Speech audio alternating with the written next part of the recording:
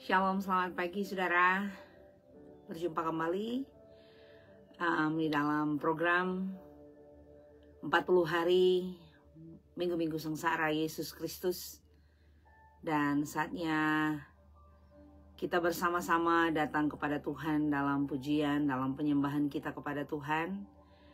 Mari saudara-saudara, saya mengundang kita semua untuk ada di dalam hadirat-Nya. Mari kita semua menikmati kuasa dan anugerah Tuhan. Hari ini,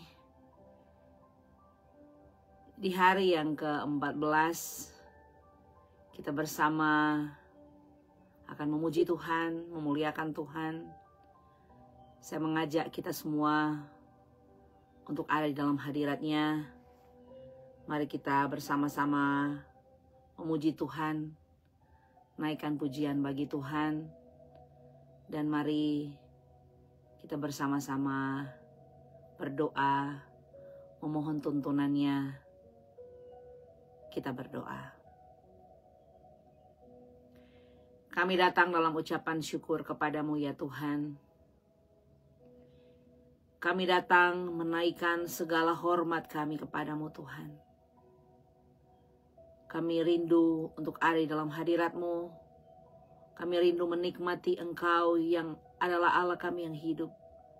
Dan kami mau mengundang Engkau secara pribadi bersama-sama dalam ibadah pagi ini. Bersama-sama untuk kami boleh menikmati semua kehadiran-Mu Tuhan. Semua kebaikan-Mu Tuhan. Kami bersyukur, kami berterima kasih. Dan biarlah ibadah di pagi hari ini benar-benar Engkau sendiri yang mau datang dan berbicara bagi kami. Engkau sendiri Tuhan yang jadi sumber, pusat kami semua dalam kami beribadah, mencari kebenaran-Mu. Dan kami naikkan pujian, kami berdoa. Terima kasih Tuhan. Kuduskan masing-masing kami yang sementara menyaksikan program ini. Dan kami buka doa pagi ini di dalam nama Bapa, Putra, dan Roh Kudus dalam nama Yesus. Amin.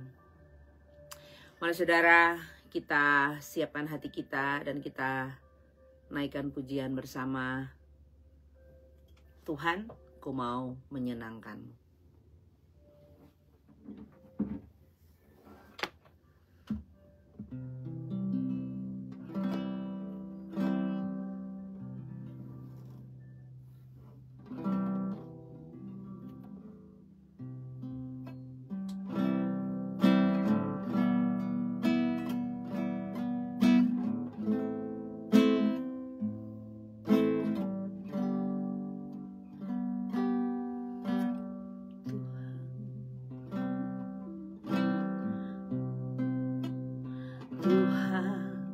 Ku mau menyenangkan-Mu,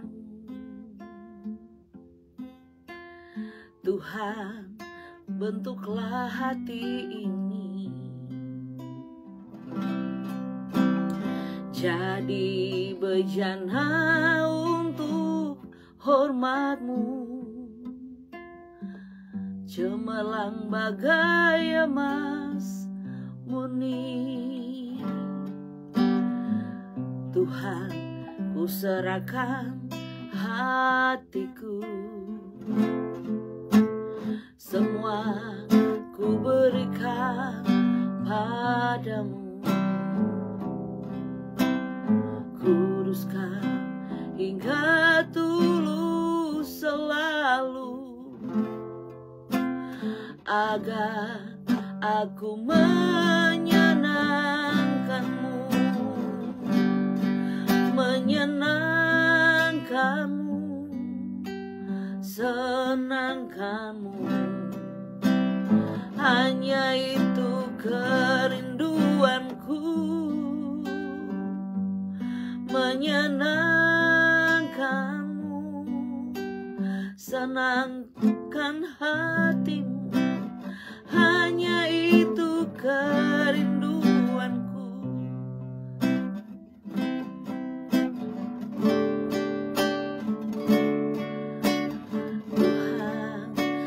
Menyenangkan-Mu, Tuhan, bentuklah hati ini jadi bejana untuk hormat-Mu, cemerlang bagai emas murni. Tuhan, ku serahkan padamu, semua ku berikan padamu. Kuduskan hingga tulus selalu,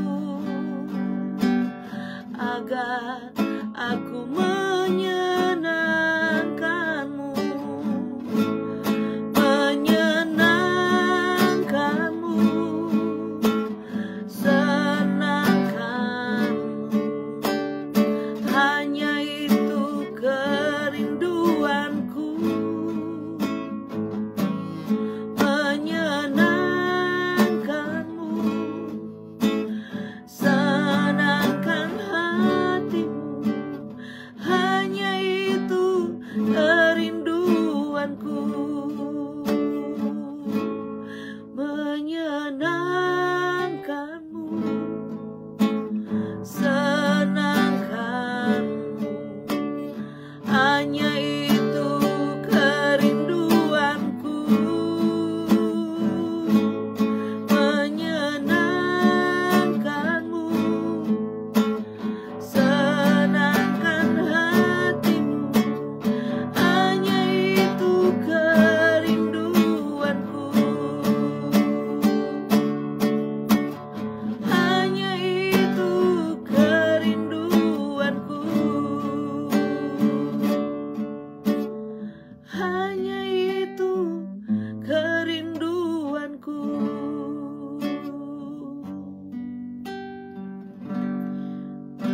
Amin. Kami mengucap syukur Tuhan, dan biarlah hari ini kami semua merasa diberkati oleh Tuhan. Saudara, sekali lagi yang baru join, selamat pagi di Amerika, waktu Amerika, dan selamat malam di waktu Indonesia. Saudara-saudara, bersama-sama kita akan menikmati firman Tuhan, dan saya percaya hari ini kita terus dalam berkat dan anugerah Tuhan. Saudara-saudara, hari ini saya kemarin katakan kita akan belajar bagaimana hidup saya dan saudara penuh dengan kemenangan, dan hidup saya dan saudara betul-betul disadari bahwa kita hidup dengan kuasa, dengan otoritas yang daripada Tuhan, sehingga kita tidak mudah menjadi orang-orang yang lemah. Saudara-saudara, kita akan belajar dari firman Tuhan saat ini, dan saya mengambil konsentrasi atau judul dari apa yang akan kita renungkan hari ini, berbicara tentang bagaimana orang percaya dipenuhi dengan kuasa Tuhan. Bagaimana orang percaya dapat mengaktifasi kuasa Roh Kudus yang diberikan dalam kehidupan kita. Nah, saudara-saudara, saya rindu kita semua untuk membaca firman Tuhan pertama yang akan menjadi pedoman kita, dan kita ada beberapa ayat firman Tuhan yang akan kita baca hari ini yang akan tentunya saling related atau berhubungan satu dengan yang lain. Mari bersama-sama saudara-saudara kita akan membaca dari buku Kisah Para Rasul. Kitab Kisah Para Rasul pasalnya yang pertama, ayatnya yang ke-8, firman Tuhan demikian berbunyi. Tetapi kamu akan menerima kuasa kalau Roh Kudus turun ke atas kamu, dan kamu akan menjadi saksiku di Yerusalem dan di seluruh Yudea dan Samaria dan sampai ke ujung bumi. Saudara-saudaraku yang dikasihi dan diberkati Tuhan, kita orang percaya seringkali hidup di dalam ketakutan, dalam kekhawatiran, di dalam kehidupan yang penuh dengan pergumulan ya, sehingga saudara tidak menyadari bahwa saya dan saudara memiliki kuasa yang luar biasa besar. Nah, saudara-saudara, saya dimulai dengan kata kamu menerima kuasa kalau Roh Kudus turun ke atas kamu. Dan kamu akan menjadi saksiku di Yerusalem dan di seluruh Yudea dan Samaria dan sampai ke ujung bumi. Pertanyaan bagi kita saat ini sebagai orang percaya, adakah kuasa itu kita rasakan saat ini? Atau perkataan ini tidak berlaku dalam hidup saya dan saudara karena saudara merasa saudara tidak punya kuasa? Mari saya ingin juga saudara membaca bagian firman Tuhan ketika seorang yang pernah menyangkal Yesus menjadi pengkhotbah yang luar biasa. Nah, saudara, kita akan membaca dari Kisah Para Rasul 2 ayat 14 hingga ayatnya ya, yang ke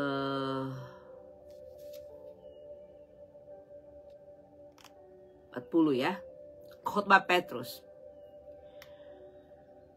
Saudara-saudara, saya ingin memberikan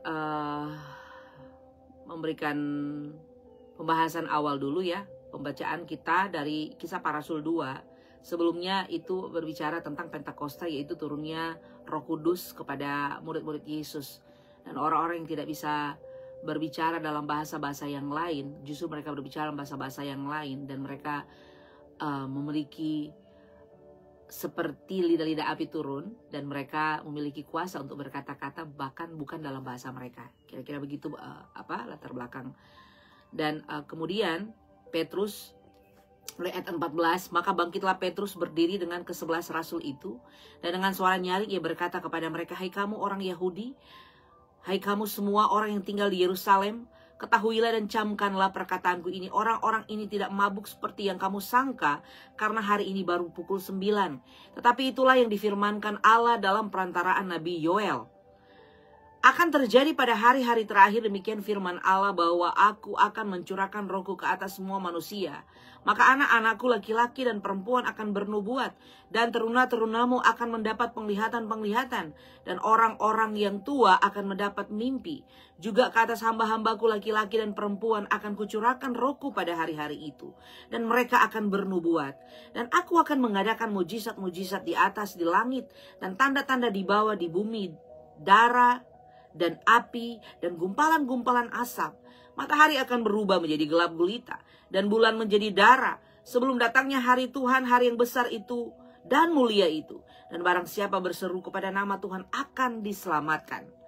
Hai orang-orang Israel, dengarkanlah perkataan ini. Yang aku maksudkan ialah Yesus dari Nazaret, seorang yang telah ditentukan Allah dan yang dinyatakan kepadamu dengan kekuatan-kekuatan, mujizat-mujizat dan tanda-tanda yang dilakukan oleh Allah dengan perantaraan Dia di tengah-tengah kamu, seperti yang kamu tahu.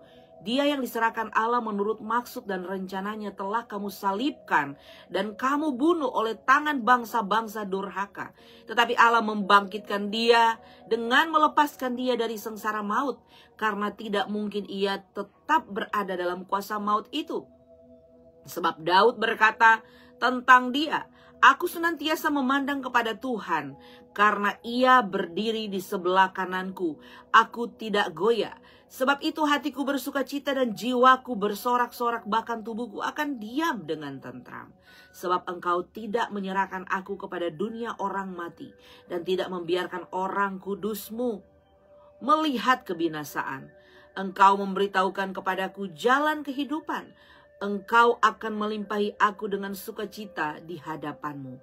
Saudara-saudara, aku boleh berkata-kata dengan terus terang kepadamu tentang Daud, bapa bangsa kita. Ia telah mati dan dikubur, dan kuburannya masih ada pada kita sampai hari ini. Tetapi ia adalah seorang nabi, dan ia tahu bahwa Allah telah berjanji kepadanya dengan mengangkat sumpah bahwa ia akan mendudukkan seorang dari keturunan Daud sendiri di atas tahtanya. Karena itu, ia telah melihat ke depan dan telah berbicara tentang kebangkitan Mesias, ketika ia mengatakan bahwa dia tidak ditinggalkan di dalam dunia orang mati, dan bahwa dagingnya tidak mengalami kebinasaan. Yesus inilah yang dibangkitkan Allah, dan tentang hal itu kami semua adalah saksi.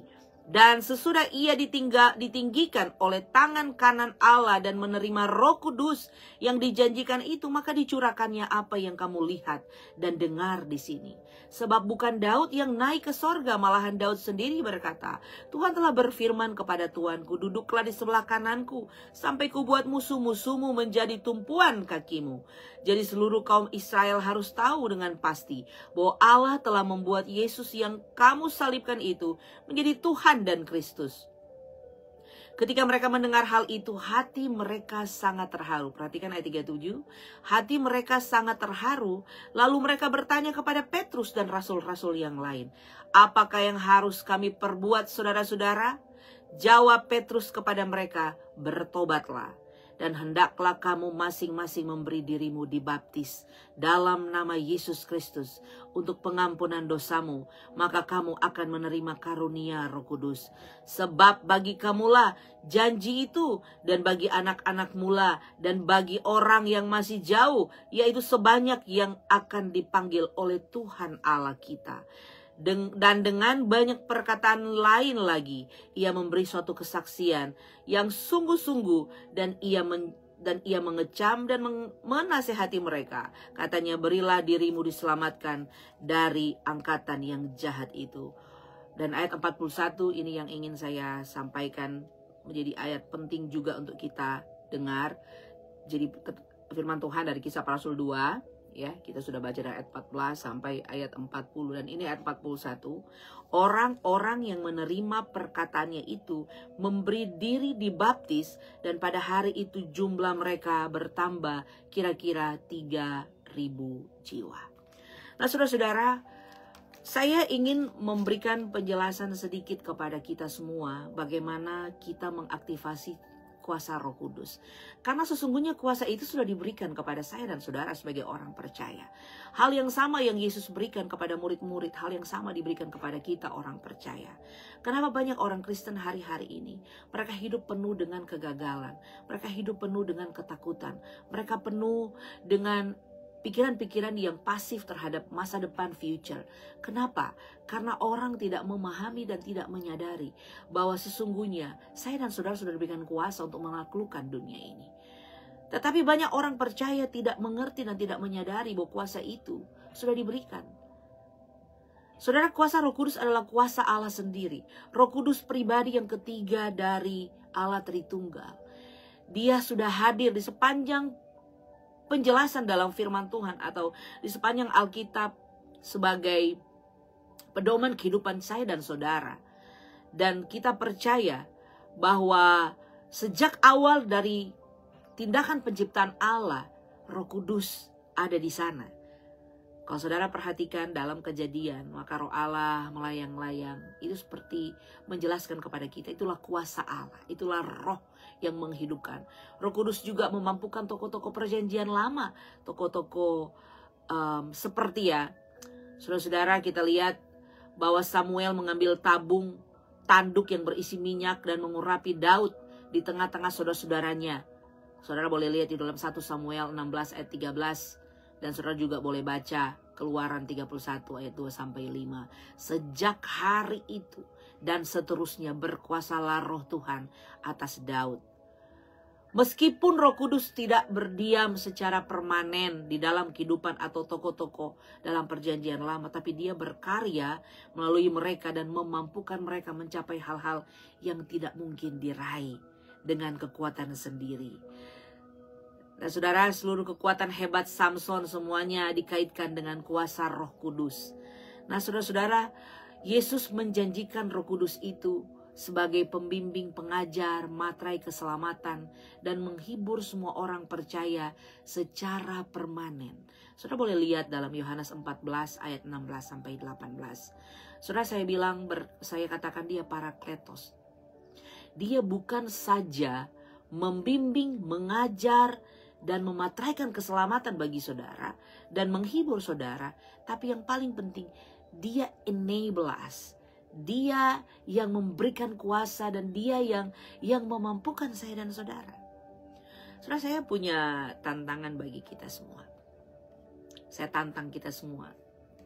Tantangan saya simple.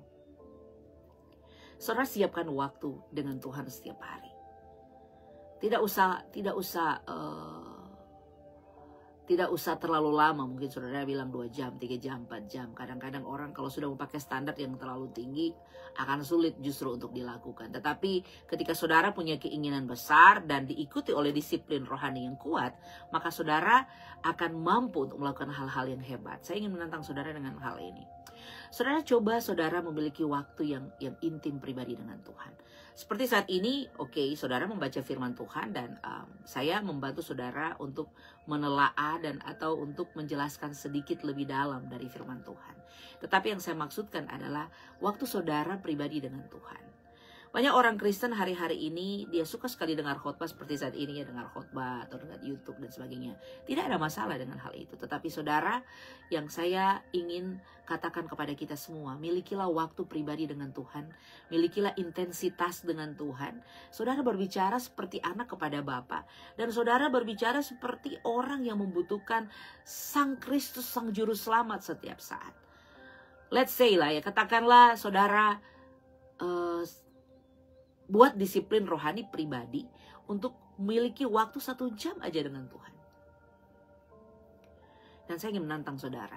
Dan saya ingin berjumpa dengan saudara 5 tahun dari sekarang.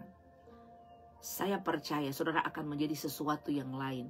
Akan menjadi pribadi yang luar biasa. Yang tidak seperti saudara hari ini. Kenapa? Kenapa saya tantang saudara demikian? Karena Roh Kudus itu akan memberikan inspirasi bagi saudara. Dan Roh Kudus akan terus berbicara kepada saudara. Bahkan memotivasi saudara untuk melakukan hal-hal yang luar biasa. Inovasi-inovasi yang baru. Dan dia akan menuntun saudara melakukan hal-hal yang tidak pernah saudara lakukan sebelumnya. Saya berkata kepada saudara-saudara, seperti apa yang kita baca hari ini. Petrus adalah orang yang mengkhianati Yesus. Sebelum ayam berkokok, kamu sudah menyangkal aku 3 kali. Tetapi ketika Roh Kudus turun atasnya, saudara perhatikan apa yang kita baca barusan. Dia berbicara tentang kebenaran. Apa yang dibicarakan oleh Petrus? Dia berbicara tentang Yesus. Dia berbicara tentang anak Allah. Dia bicara tentang kuasa yang diberikan. Dan dia berbicara sudah saatnya kalian untuk bertobat, beri diri dibaptis. Dan berilah dirimu untuk ditundukkan. Dan percayalah kepada Yesus. Simple. Firman Tuhan yang simple. Firman Tuhan yang tidak complicated. Gospel, kabar baik, kabar keselamatan. Yang diberikan oleh Petrus kepada orang-orang yang ada saat itu. Apa yang terjadi? 3.000 orang memberi diri dibaptis. Saudara, banyak sekali revival hari-hari ini.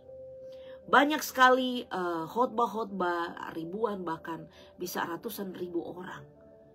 Pertanyaannya, apakah mereka memberi diri dibaptis?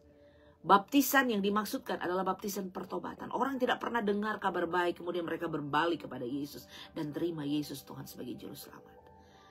Dari mana kekuatan itu kalau bukan dari Roh Kudus? Makanya saya katakan, Petrus khotbahnya simple aja. Sedangkan kita hari-hari ini dengar khotbah kadang-kadang complicated ya, kadang-kadang bikin pusing. Tapi hari ini saya ingin berkata kepada saya dan saudara, Roh Kudus akan memberikan pengetahuan yang lebih dalam lagi di dalam kehidupan kita. Roh Kudus akan membimbing kita. Dia akan mengajar kita. Saudara yang complicated pikirannya yang kenapa sih ini? Misalnya saudara baca Imamat ya, let's say saudara baca kitab-kitab yang kalau bukan Roh Kudus yang bukakan, saudara bisa akan bingung. Kenapa Allah Perjanjian Lama dan Allah Perjanjian Baru seakan-akan memiliki karakter yang 2 arah, 2 hal yang berbeda. Saudara bisa berkata banyak hal dan komplain terhadap banyak hal. Tapi yang saya mau katakan adalah saudara tunduklah kepada Tuhan dan tunduklah kepada Roh Kudus. Maka dia akan memberikan inspirasi. Dia akan membukakan. Itu yang dikatakan rema ya.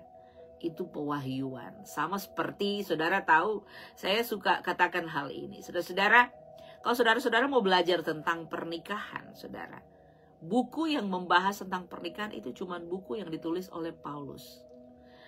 Saudara tahu Paulus tidak menikah. Tetapi semua kita mendengarkan nasihat tentang pernikahan dari seorang yang tidak menikah. Itu yang saya sebut pewahyuan. Dia tidak perlu menikah untuk dia memberitahu kepada kita hal-hal yang luar biasa tentang pernikahan.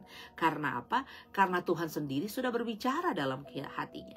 Dalam atau mewahyukan itu kepada kehidupan atau dalam pribadi Paulus. Dan Paulus memberitahukan kepada kita. Itulah kuasa Tuhan. Nah, saudara-saudara, ini yang menjadi pertanyaan kita. Roh Kudus turun atas orang percaya. Sadarkah kita akan hal itu? Kemarin saya sempat menitipkan satu kalimat ya.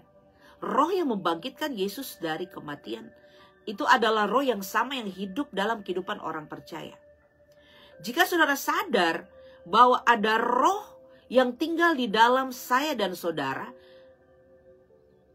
yang membangkitkan Yesus dari kematian, betapa dahsyatnya kuasa yang ada dalam hidup saya dan saudara. Tetapi sadarkah kita masih seputaran kehidupan kekristenan yang naik turun.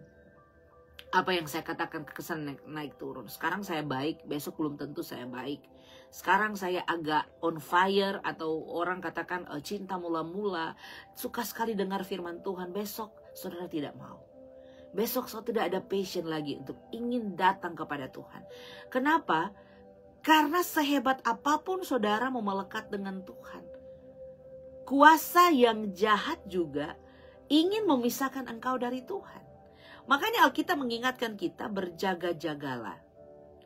Lawanmu si jahat seperti singa yang mengaum.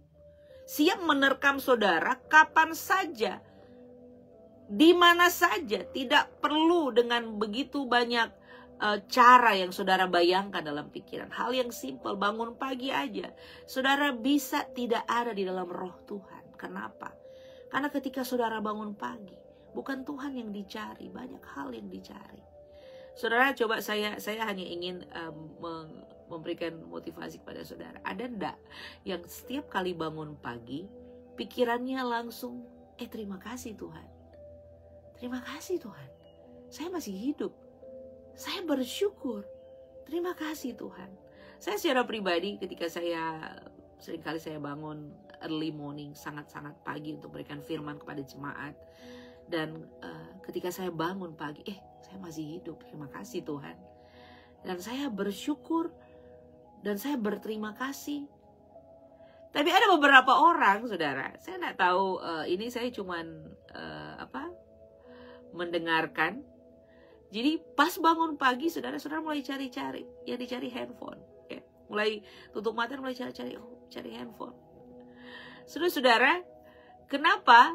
Karena di dalam pikiran kita, handphone, sosial media, dan lain-lain, siapa yang menghubungi saya? Saudara, berikan waktumu yang terbaik bagi Tuhan. Itu salah satu poin utama dalam kehidupan kita. Untuk kita boleh mengaktifkan kuasa Tuhan.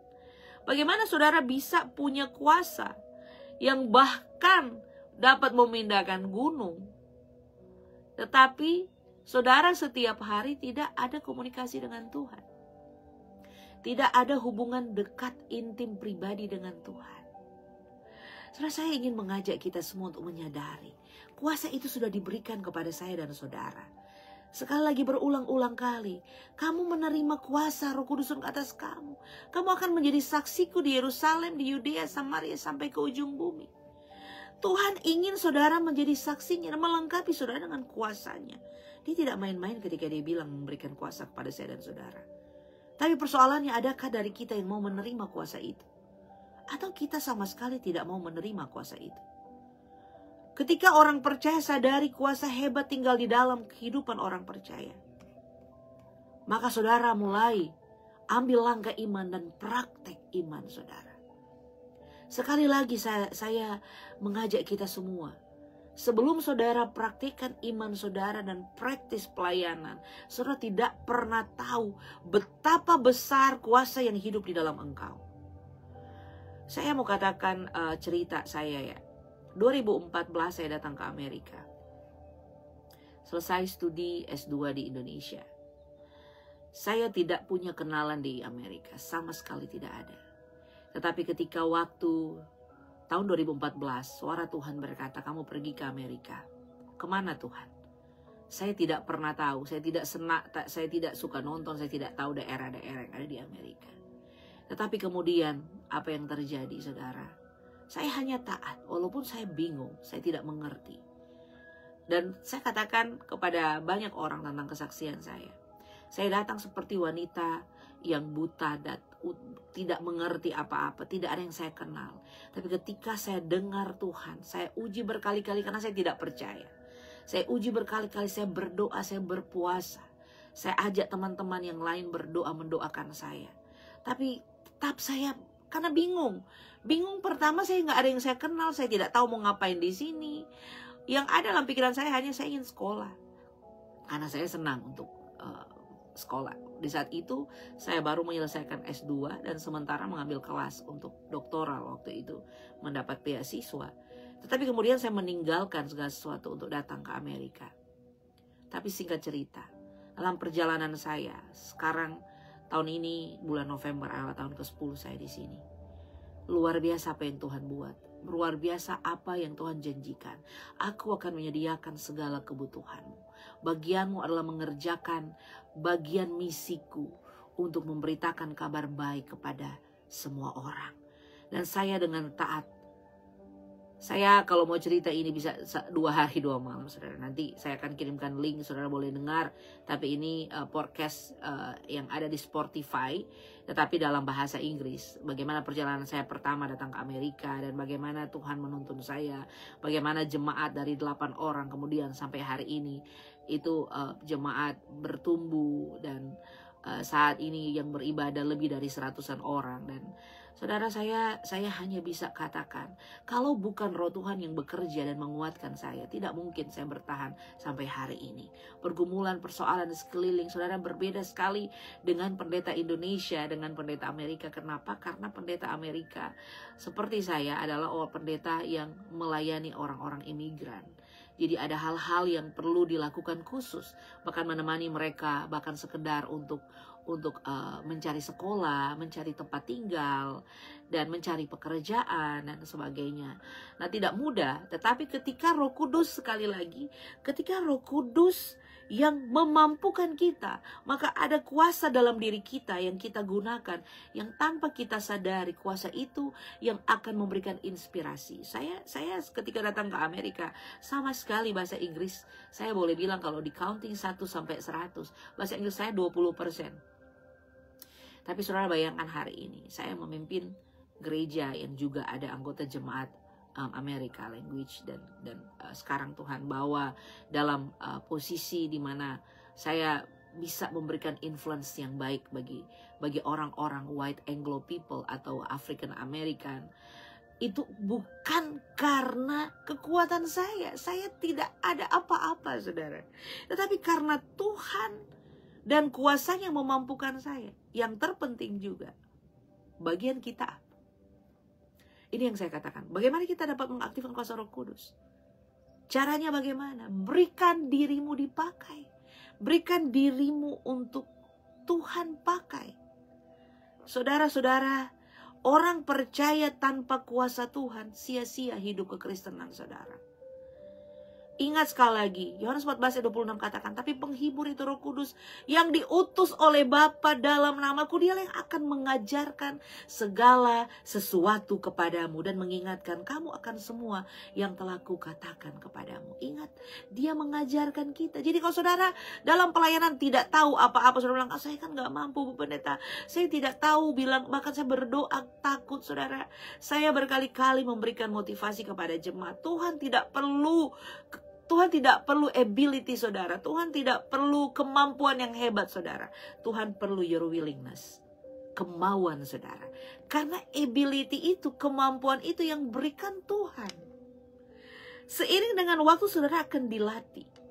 Saya berbicara bukan berbicara orang yang tidak pernah mengalami. Saya dari tidak tahu sama sekali sampai jadi tahu. Bahkan banyak orang bilang mungkin bisa jadi profesional. I don't know, saya tidak tahu. Orang yang menilai. Tapi bagian saya ingin memberitahu kepada saudara bahwa saudara diberikan kuasa. Kuasa itu akan ajarkan kita segala sesuatu. Ajarkan saudara berdoa. Ajarkan saudara untuk berdiri bagaimana. Bahkan ajarkan hal-hal yang detail. Saya belajar sepanjang pelayanan saya. Kita menyembah Allah yang hidup, Roh Kudus yang berbicara, dan bahkan memberitahukan detail dalam hidup saya dan saudara. Sehingga saudara nggak salah. Saudara-saudara, Roma 8:14-16 katakan, semua orang dipimpin oleh Roh Allah adalah anak Allah, sebab kamu tidak menerima roh perbudakan yang membuat kamu menjadi takut lagi, tetapi kamu menerima roh yang menjadikan kamu anak Allah. Oleh roh itu berseru, ya Aba, ya Bapa. Aba adalah panggilan seperti kalau kita ayah, papa, papi. Aba itu adalah panggilan terdekat seorang anak kepada Bapa. Jadi sebetulnya Roh Kudus memberitahukan kepada kita, saya dan saudara punya akses khusus seperti anak kepada Bapa. Panggil dia dengan panggilan Papa, mungkin saudara papi, atau mungkin ayah. Sebegitu dekatnya hubungan engkau dengan Tuhan. Dan privilege itu juga diberikan bagi saya dan saudara setiap saat. Mari umat Tuhan, saya ingin mengingatkan kita, Roh Tuhan sudah diberikan. Activate, mulai activate, ambil step of faith, langkah iman. Saudara masih ingat kisah? Saya akan mengakhiri dengan kata ini, dengan kisah tentang Petrus berjalan di atas air ya. Orang banyak berkonsen terhadap apa yang terjadi sesudah dia berjalan di atas air, yaitu dia jatuh. Tapi adakah orang percaya sadar bahwa satu-satunya murid yang berani keluar dari perahu, melangkahkan kakinya di atas air, itu adalah Petrus. Saudara, dia berani keluar dari perahunya waktu dia lihat Yesus. Saudara berani keluar nggak dari perahu kita untuk melangkah di atas air? Apa itu melangkah di atas air? Melangkah di atas mujizat Tuhan. Melangkah di atas melangkah di atas peristiwa-peristiwa yang ajaib. Banyak orang ingin mujizat, banyak orang ingin mengalami hal-hal yang dahsyat luar biasa, tapi tidak mau mengambil langkah, tidak mau keluar dari perahu. Saudara, ini adalah dalam. Saya ingin membahas ini lebih dalam lagi di lain kesempatan. Tapi hari ini tugas saya adalah memberitahu saudara, Roh Tuhan sudah diberikan dalam hidupmu. Gunakan kuasa itu. Gunakan kuasa Tuhan. Supaya saudara bisa melangkah. Supaya saudara bisa melangkah di atas air dengan kuasanya. Gunakan semua apa yang Tuhan berikan. Mulai praktis. Saudara, kalau ada yang sakit di sekeliling, mulai praktis. Doakan yang sakit. Tapi kan saya nggak layak, Bu Pendeta. Tapi kan. Iblis selalu berikan pikiran negatif dalam hidup saudara. Memberikan perasaan unworthy, tidak layak. Memberikan perasaan kepada saudara, nanti kalau saya doakan nanti dia mati, nanti dia lebih sakit dan sebagainya. Saudara, itu tipuan, saudara. Persoalan sembuh dan persoalan tidak sembuh itu bukan urusan saudara. Bagian saudara adalah lakukan dengan setia. Berdoa. Dan mulai engkau akan praktek. Berdoa. Tugasmu hanya itu. Persoalan dia sembuh, dia tidak sembuh, itu bukan persoalan saudara. Tapi janji firman Tuhan, kalau engkau berdoa dalam imanmu, dua orang sepakat di bumi meminta, Tuhan memberikan. Apa sih yang tidak bisa dibuat oleh Tuhan? Mati bangkit, buta melihat, tuli mendengar, paralyzed atau lumpuh berjalan. Tuhan bisa kerjakan. Melalui siapa? Orang-orang hebat. Atau cuma Ibu Pendeta Francisca, cuma majelis. Tidak. Saya mau katakan hari ini saudara, itu tipuan. Kamu punya kuasa itu. Semua orang percaya punya kuasa itu. Gunakan itu. Praktis setiap hari. Jangan takut di hadirat Tuhan. Datang kepada Tuhan. Tuhan gak peduli masa lalumu. Tapi kan saya kan Bu Pendeta, saya wanita yang jahat dulunya sama suami saya. Banyak orang dia tersandung dengan pikiran-pikiran masa lalu dan tidak bisa move on ke depan.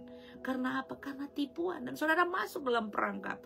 Saudara keluar dari perahumu. Ingat saudara, kuasa diberikan kepada kita. Mulai praktis.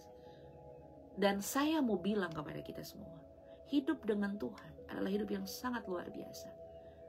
Jangan takut, nanti ikut Tuhan, nanti saya sudah tidak bisa A, tidak bisa B. Kedagingan saudara akan perlahan-lahan dilucuti. dan saudara akan menikmati yang namanya anugerah Tuhan yang luar biasa. Umat Tuhan, gunakan kuasa itu. Jangan biarkan saudara menjadi orang Kristen yang hanya datang beribadah, attendance dalam gereja, tanpa ada kuasa, tanpa ada movement, tanpa ada jiwa yang dibawa kepada Tuhan, tanpa ada impact bagi kerajaan Allah, tanpa ada gunanya di dalam kerajaan Tuhan. Saudara harus maju. Gunakan semua perlengkapan senjata Allah. Tuhan, ingat tadi sudah dikatakan Roh Kudus. Tadi saudara hafal dan saudara ingat ya. Yohanes 14 ayat 26. Penghibur yaitu Roh Kudus akan diutus oleh Bapa dalam namaku. Dialah yang akan mengajarkan segala sesuatu kepadamu. Dan mengingatkan kamu akan semua yang kukatakan kepadamu. Roh Kudus akan ingatkan saudara. Roh Kudus akan mampukan saudara. Roh Kudus akan membuat saudara menjadi orang-orang yang lebih dari pemenang. Saudara akan melihat, sekali lagi saya kasih tantangan bagi saudara. Saya mau lihat 5 tahun dari sekarang, 2 tahun bahkan, impact besar terjadi dalam hidupmu. Saudara bukan manusia yang lama lagi. Saudara tidak ada ketakutan. Saudara berani berdoa. Saudara berani declare kepada orang lain tentang Yesus. Dan saudara berani hidup berbeda. Itu yang namanya hidup kudus dalam Tuhan. Karena orang pikir hidup kudus itu ketika dia mulai berbahasa roh, dia mulai ada getaran-getaran dalam tubuh. Kudus adalah kados, hidup yang berbeda. Kados, kata asli kudus dari kata kados, berarti hidup berbeda. Hidup berbeda dari yang lain. Kalau yang lain mulutnya sembarangan bicara tentang orang, suka ngomongin orang lain, saudara berbeda, saudara tidak. Simple aja, tidak usah terlalu complicated. Saudara, hidup berbeda seperti apa? Kalau yang lain iri hati, kalau yang lain penuh dengan kebencian, kalau yang lain balas yang jahat dengan yang jahat, saudara berbeda. Saudara balas yang jahat dengan yang baik. Kalau saudara berhadapan dengan musuh saudara, orang lain langsung buang muka, salaman aja tidak mau, salaman di depan. Saudara berbeda. Saudara datangi, saudara senyum, dan saudara ampuni. Baru itu yang saya katakan, saudara hidup berbeda, hidup kudus di hadapan Tuhan. Mari saudara, Roh Kudus akan membentuk kita dan kita akan menjadi manusia yang berbeda. Saudara percaya, mulai dari step-step hal-hal yang simpel dan kecil, panggil dia setiap hari.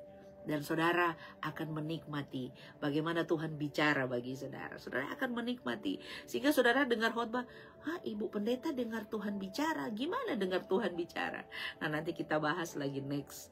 Gimana sih saya mau dengar Tuhan bicara? Gimana saya bisa punya kepekaan supaya saya bisa dengar Kudus bicara?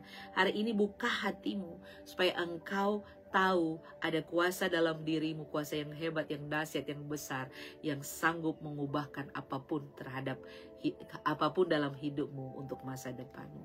Mari saudara, saya ajak kita semua panggil Tuhan, panggil Yesus dalam hidup kita, dan kita akan melihat hal-hal yang lain dalam hidup kita yang tidak pernah saudara lihat, apa yang tidak pernah dilihat mata dan tidak pernah didengar telinga, disediakan oleh Tuhan bagi orang-orang yang mengasihi kita, orang-orang yang mengasihi Dia.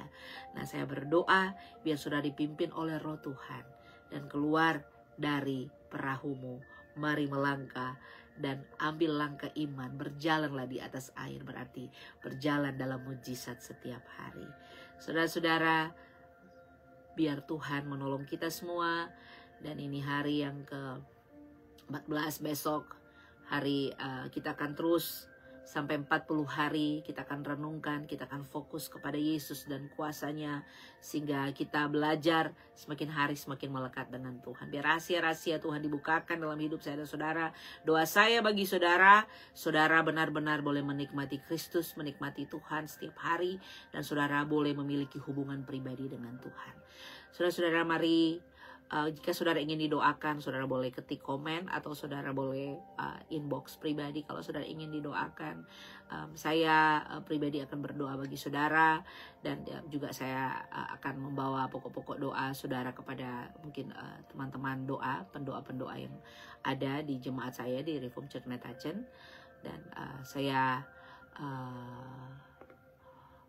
berharap dan berdoa saudara semua yang sakit disembuhkan, yang memiliki pergumulan, saudara diberikan jalan keluar oleh Tuhan. Apapun pergumulan saudara, saya mau katakan Tuhan Yesusmu lebih besar daripada apapun yang saudara hadapi hari ini. Mari saya akan berdoa bagi saudara-saudara sebagai doa tutup dan juga sebagai doa firman dan doa bagi kita semua. Mari kita berdoa.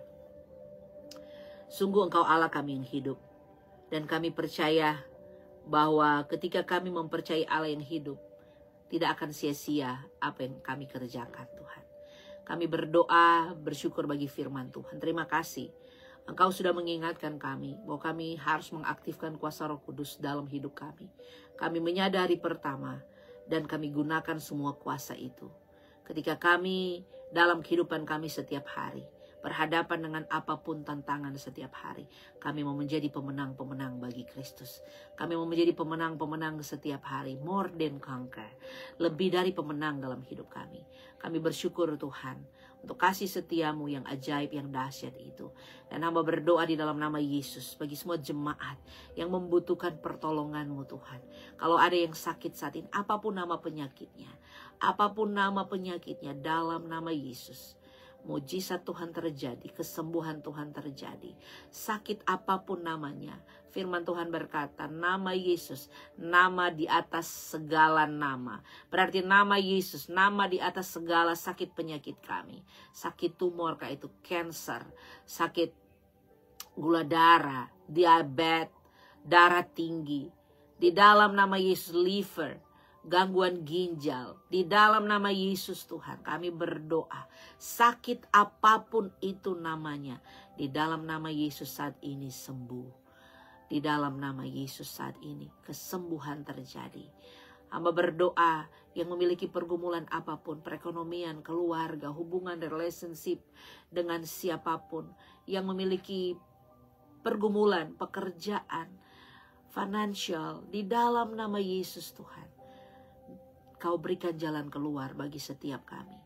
Karena masa depan kami sungguh ada di dalam Tuhan. Kami percaya bahwa setiap apapun permohonan kami Tuhan, Engkau maha mendengar. Engkau Allah yang maha mendengar semua permohonan doa-doa kami. Terima kasih Tuhan. Hamba berdoa dan kami semua bersatu hati berdoa. Di minggu-minggu sengsara ini, kami lebih lagi melekat dengan Engkau. Kami lebih lagi menjadikan Engkau sebagai Tuhan dan Juru Selamat kami. Dan kami membangun hubungan pribadi dengan-Mu setiap saat, setiap waktu.